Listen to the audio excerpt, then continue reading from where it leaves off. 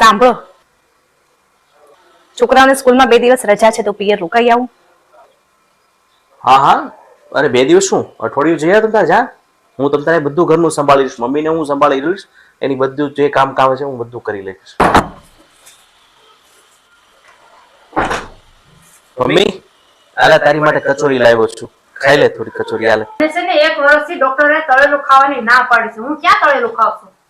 તો સારું, કાંઈ વાંધો નહીં, હું આ મૂકી દઉં છું અને તારી માટે પૌવા કરી દઉં છું. હો ઠીક છે, હું હમણાં પૌવા બનાવીને આવું છું. લે મમ્મી, અરે આ તારી દવા છે, આમાં દવા જે લેવાની લઈ લે, બધી દવા બરોબર છે.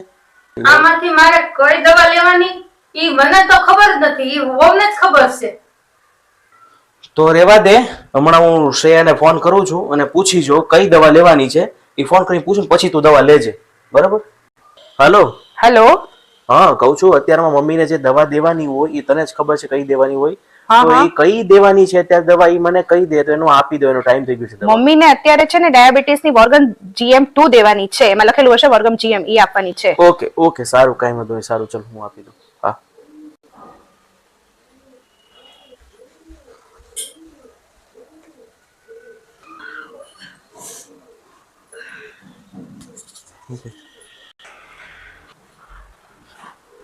કેમ મમ્મી ઉદાસ ઉદાસ બેઠી છો સાવ? આ ઘરમાં છે ને નથી વહુ નથી, છોકરો નથી, ઘર હાવ ખાલી ખાલી લાગે છે, ગમતું નથી મને. સારું, કાંઈ વાંધો નહીં, હમણાં એને ફોન કરીને બોલાવી જ લઉં છું, કાલે જ બોલાવી લઉં છું. હો હેલો. હેલો. હા, કહું છું હવે તું છે ને કાલે જ ઘરે આવી જા.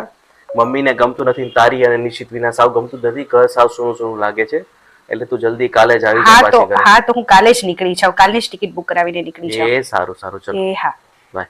બાય. મમ્મી, હવે એ કાલે જ આવી જવાના, શ્રેયા અને નિશ્ચિત ભાઈ ઘરે કાલે પાછા આવી જશે. હા સારું, તો હવે મને ગમશે.